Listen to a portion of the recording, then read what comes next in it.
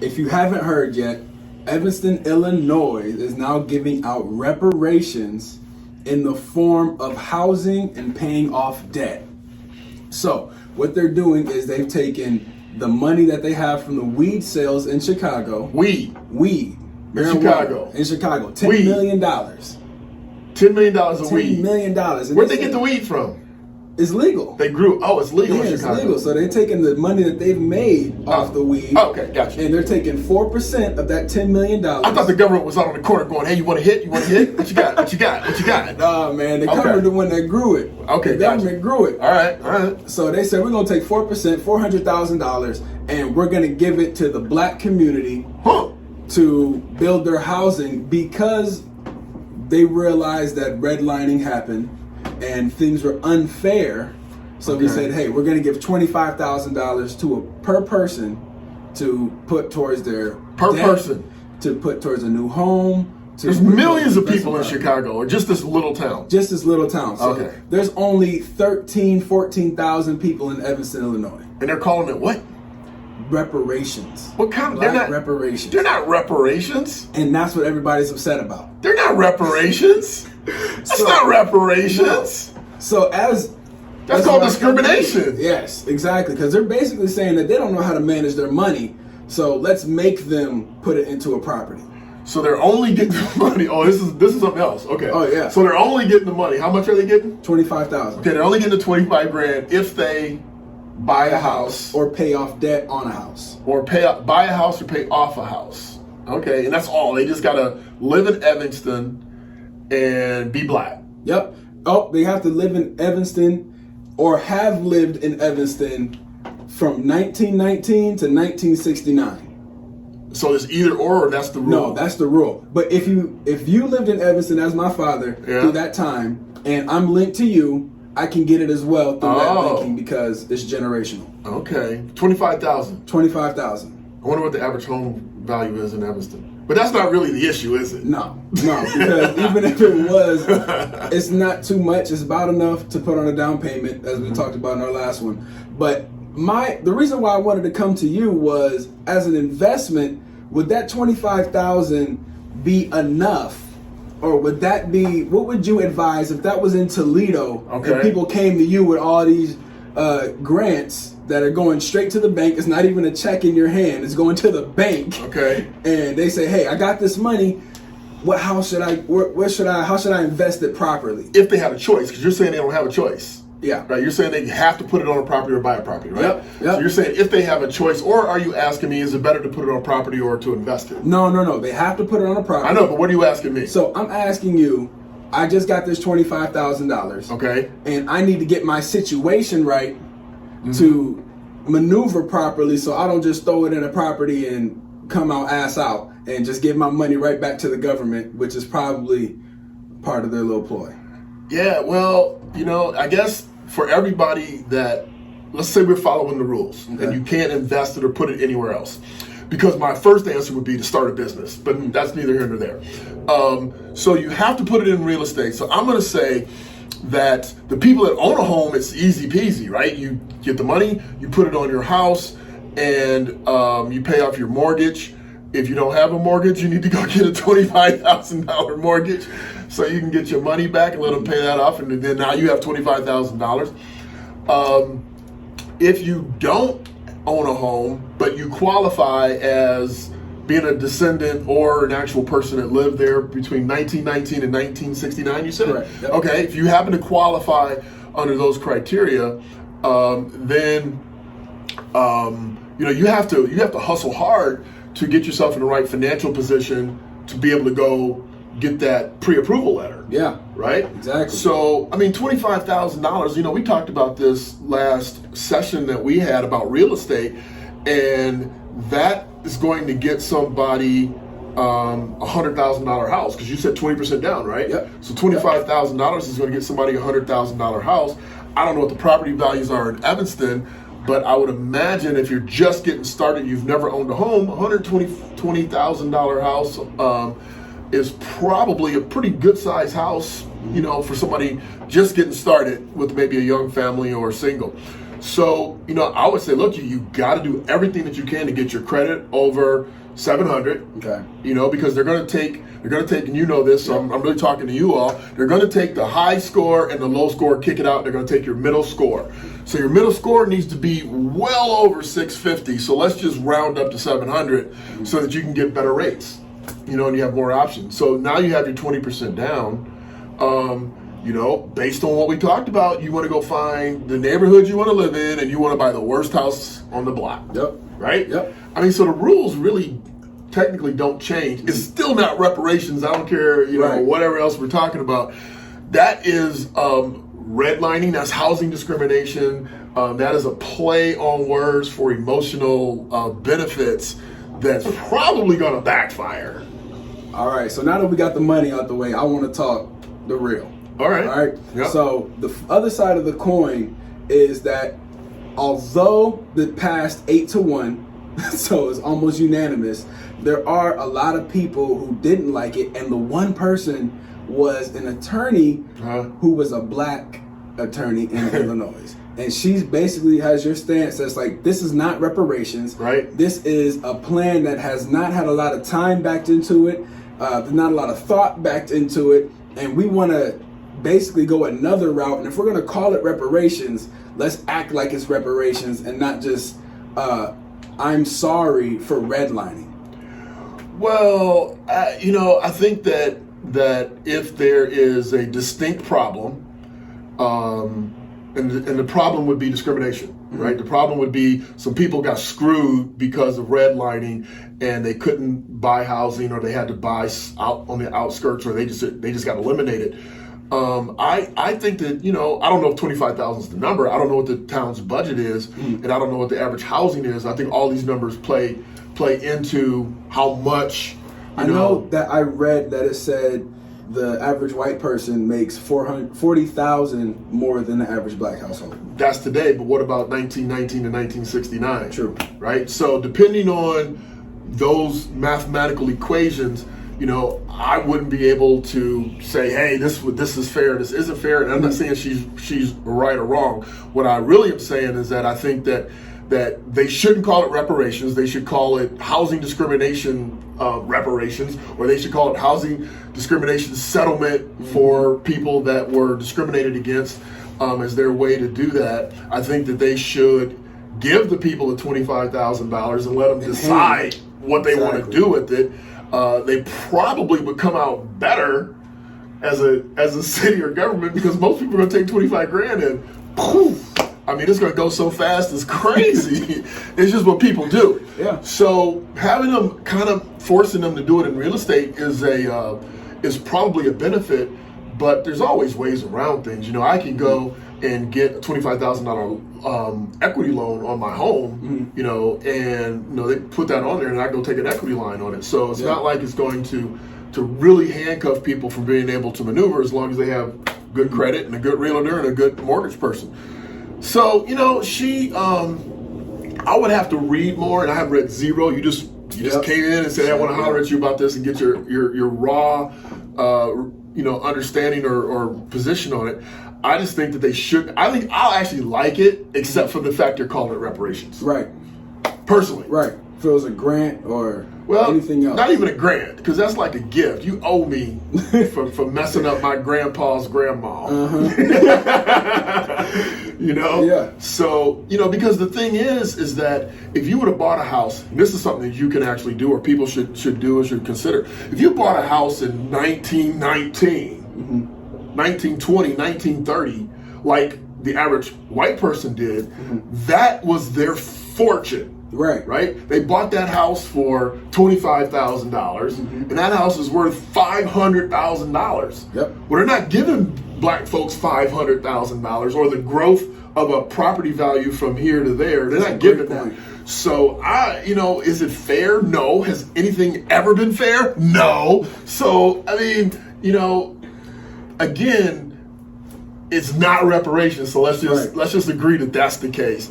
And then above and beyond that, depending on when the discrimination happened, and I think that's part of it. You said, right? It's part of part of the you have to be a victim of discrimination, or the descendant had to be a victim of discrimination. Which, if they're dead, I don't know how you're going to prove they were discriminated against. That was another one of your points, that I don't know how you're going to prove that my grandpa's grandma was discriminated against. Yeah, when she tried to go get a house, they said, "Nah, N-word, you ain't getting it." Right, and how can you prove that they lived there if they didn't have a house to call their own either? Well, yeah, they're not on a deed that says that they live in Evanston. Well, they can always look at tax returns and see where they filed their tax returns. They can look at census if they wanted to prove it. Mm-hmm. The question becomes, if a lender said no, how do I prove a lender said no to me? Right. They just said no. I mean, it ain't like I got an email, you know what I'm saying? Mm-hmm. Or I kept a letter saying they denied me, or the bank is even still in existence. Mm-hmm. So proving that, it's going to be really difficult. Right. The closer to 1919 you get, even 1969, how are you going to prove you were denied? Right. It's kind of bull. What if they didn't do their taxes? It's kind of bull. But even if they did their taxes, let's say they didn't do their taxes, mm-hmm. and they moved to Evanston and just started a life and rented and but let's say that's easy. Worked. Let's say proving you lived in Evanston is easy. Okay. Proving you got denied, right? It's dang near impossible. Right. How are they going to prove you got denied? The bank could be gone. Mm-hmm. I think they may have admitted fault already. Who? Evanston. Well, they are. That's why they give them $25,000. And I'm saying, I don't think you have to show that I have been discriminated against. Just the fact that you were in that time period shows that. But it says I was discriminated against. But when you told me earlier, you said that they had to be in Evanston between 1919 and 1969. Yep. They had to either have experienced discrimination or be a descendant of somebody that experienced housing discrimination. Right. So if discrimination and proof of that discrimination is part of it, I don't know how they're going to prove it. Right. That's all I'm saying. Yeah. Right? Nowadays you get a rejection letter. Sorry, we're not giving you no money. Mm-hmm. Right? They just close the door in your face back there. Yeah, are you supposed to have a picture in front of the house that you thought was your dream home that they said no to? No keys for you. Like the soup Nazi on Seinfeld, no soup for you. But seriously, how are you going to prove that? So I think it's a lot of lip service. We'll obviously dig into it more, but it sounds like a lot of lip service. But let's go back to your original question. Mm-hmm. You said, what if this happened in Toledo? Yep. And what if people could prove that they went for housing? Again, it's a no-brainer. If somebody's going to lay out $25,000 and you don't own a home, if you own a home, again, it's easy. You just say, hey, I own this home, give me $25,000. If the house is paid for, then they're still going to give you the $25,000, mm-hmm. right? So, maybe you have to, I don't know if you have to get a loan, but there's ways to get your $25,000 if you own a home and it's paid for. The reality is that most people don't have their home paid for, so they're going to be able to get the money no matter what. Now, the people that don't, that's when they need to come see Devon, and they need to get their credit tightened up and go through his program. Mm-hmm. How long is your program? Is it 60, 90 days, or how long? About 60 days. About 60 days. Go through that program, get your credit straight. They structured the down payment for you, so you pretty much need to make sure that if you want to get a house and you want to use the $25,000, it's got to be in $125,000 range, mm-hmm. or you need more money. So maybe you have 10 and they're going to give you 25, and that's 35, and now you can bump up what you're trying to do. Or if you want to add 20 to it, now you're in a couple $100,000 house. But you need to start looking, for that property, get your finances in order, get your credit score over 700. They're giving you the down payment, man. It's party time, right? So I have a faint idea, but you're the investment guy. Mm-hmm. So would you tell somebody to take out a loan on a house, or would you have them go buy a $25,000 house or even a $15,000 house and fix it up and pay it all the way off and just use it as a rental property? If they are not qualifying primary residence or investment property, absolutely. Okay. Right? I'd go buy a $50,000 house, right? Mm-hmm. I'd buy a $50,000 house, which is not, a horrible neighborhood, but it's not a great neighborhood. Right. And I'd fix it up, put 25 on it, I'd owe 25, I'd get a renter in there, and either I'd collect rents and have the rents pay the other 25, or I'd flip it for 75. It's another great idea. And you're gonna walk away with 50 grand. Mm-hmm. Right? That's a lot of money to flip with. There's a lot of money to flip with. Yeah. You know? So yeah, I would absolutely if they're not designating, you know, it has to be a primary residence, just real estate, then by all means I would do that.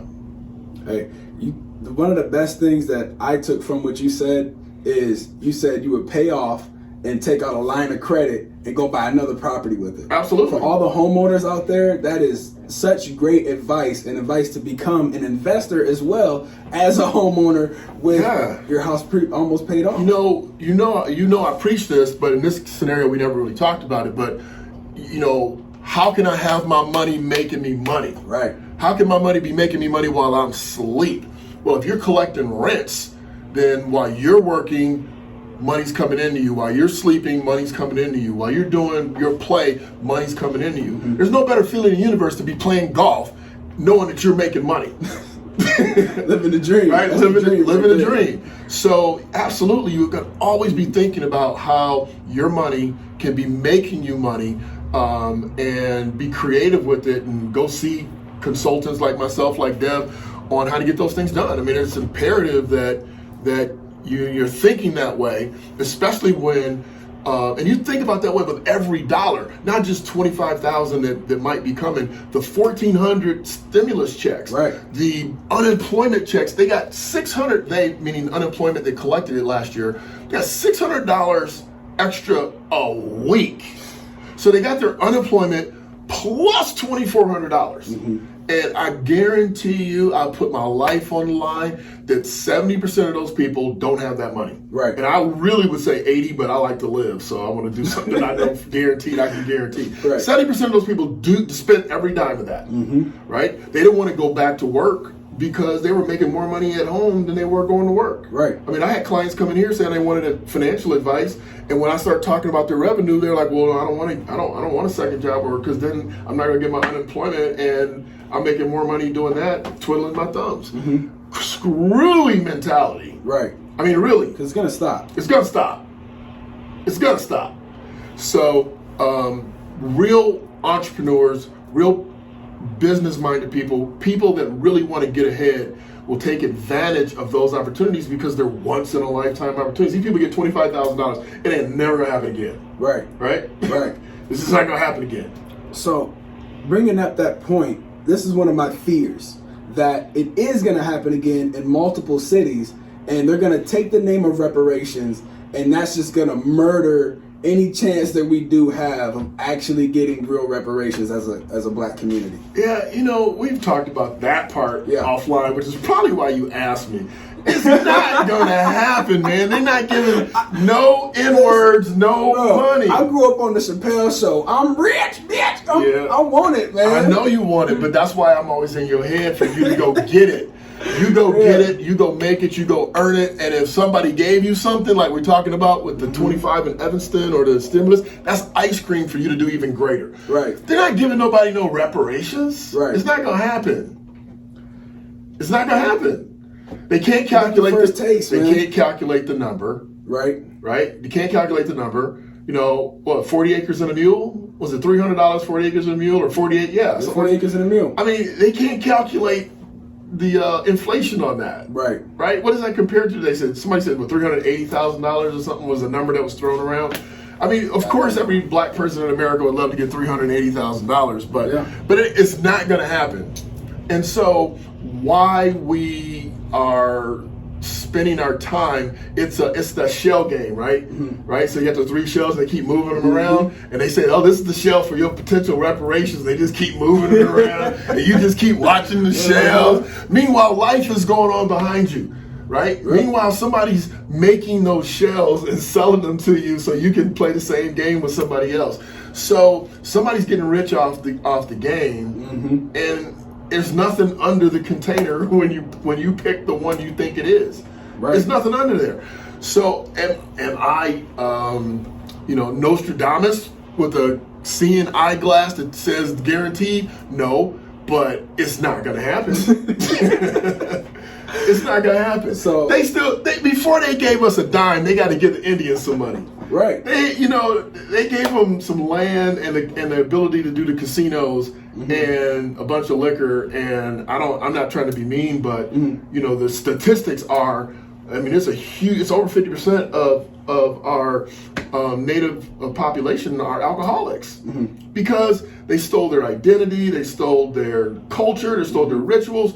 So we're blessed. We created our culture, we created our rituals, we kept our gospel hymns and all that stuff. So I mean, from that perspective, we're blessed in that way. And on the whole, we have enough compassion and love to get past all this. What we don't have is a fair shot. Right.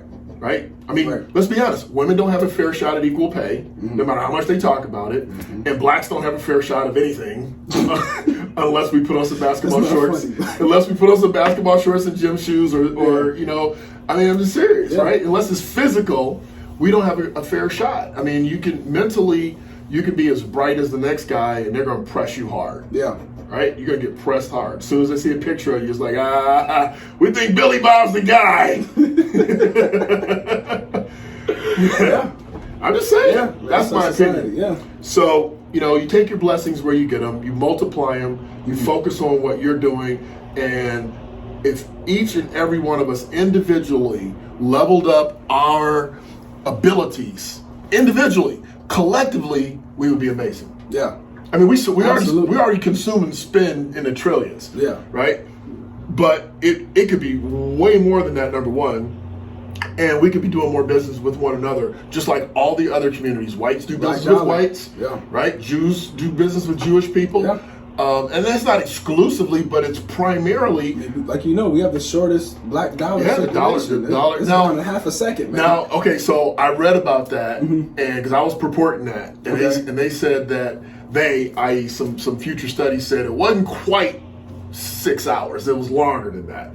But come on, man. But it goes 20 days in the white community. So, even if it's 2 days, it's not long enough. Right. So, to support one another. But you know what, man? I'm just being honest. We got to show up. You can't show up and say, hey, I deserve reparations and just put your hand out. You can't show up and say, hey, I started a pencil business. So here's a pencil and the pencil doesn't write. Right. You got to show up and you got to produce. You got to produce. How many people have I hired to do some work that don't show? I mean, literally don't show up. That are people of color. All they got to do is come to the table. Show up and do it. Bring them to the table. Show up and do what they're supposed to do. Yeah. And I pride myself on doing what I say I'm going to do, and then I pride myself on not overcommitting. Don't overcommit. Over deliver, but don't overcommit. Right. So we can get people of color to show up and deliver, which we can in the masses. Yeah, but see, that's what I think we get caught up in, that mindset of reparations, like, or you owe me, so now I'm here, go ahead and pay me. No, you got to do something amazing, right? Now, when it's not fair is that you got to do something amazing while Billy Bob is doing something okay. Right. Now that's some bullshit. Yeah. Right. So, but you got to show up and deliver, and you got to know you got to show up and deliver. Yeah. Not knowing is unacceptable. Or just thinking and not doing. Thinking and not doing is really, that's called below average. Yeah. Mediocre. Man, I'm really glad you sat down to talk to me about this. You asked me to sit down. You got my unfiltered answers, and that's what I think and I believe. And as you already know, more than almost anybody in the universe, 24K is about you being your best, leveling up. It rubs off on you. You level up, be your 24K best. It rubs off on your customers, on your clients, on your mortgage people that you work with. And the more we all rise with our own gifts, the better we'll be. So I'm basically saying take radical ownership for your success, for your future, for your destiny, and go from there. And if you're offended, that means you need to level up. Yeah, if you're offended, you probably should rethink what offends you. Because all we really said was, you need to take responsibility for you, because nobody's going to give you anything. And if you're offended because you think you deserve it and not getting it, then good luck with that. All right, you can hold on to that. That's fine. And you heard me say this, and I shouldn't say stuff like this, but I say it in private.